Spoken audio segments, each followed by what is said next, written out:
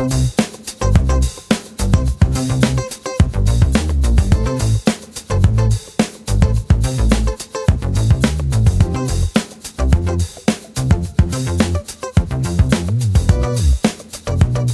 वालेकुम, कैसे हैं आप सब। इंशाल्लाह खैरियत से और ठीक ठाक होंगे। मैं जब कोई रेसिपी दूंगी शलजम की भुजिया की, उसके लिए मैंने ऑयल डाला है थोड़ा सा पतीले में और एक दरमियानी साइज़ की प्याज डाल दूंगी और उसको हम हल्का सा सुनहरी कर लेंगे। प्याज हल्की सी सुनहरी हो चुकी है, मैं इसमें टमाटर डाल दूँगी। टमाटर डालने के बाद इसको ज़रा अच्छे तरीके से भून लेंगे।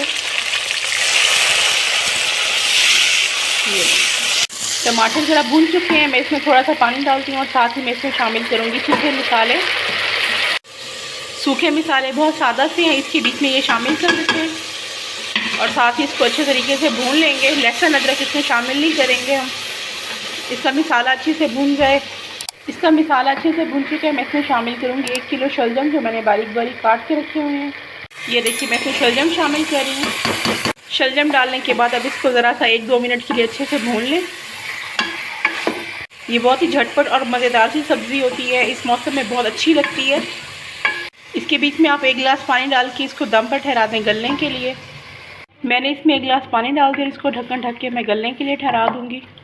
ये 5 से 10 मिनट में ये गल जाएगी। अगर आप प्रेशर कुकर में बनाएंगे तो फटाफट से गला लेंगे इसको आप। मैं इसको प्रेशर कुकर में तकरीबन 5 मिनट के लिए प्रेशर लगाऊंगी और ये फटाफट से सब्ज़ी तैयार हो जाएगी।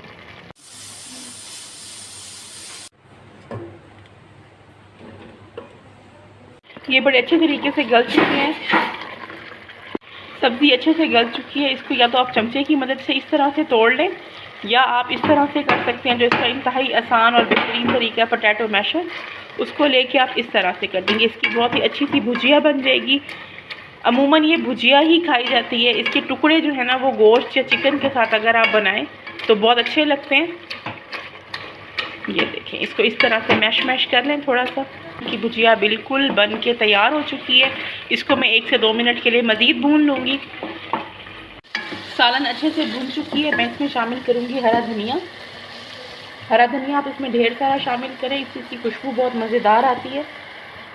सब्ज़ी के साथ हरा धनिया का कॉम्बिनेशन बहुत मज़े का लगता है। इसको ऐसे थोड़ा सा भून के और बस इसको मैं डिश आउट करके दिखाती हूँ। इंशाल्लाह आपको ये रेसिपी बहुत अच्छी लगेगी, आप इसको बनाइएगा। दुआ में याद रखिएगा, मेरे चैनल को लाइक शेयर एंड सब्सक्राइब ज़रूर कीजिएगा।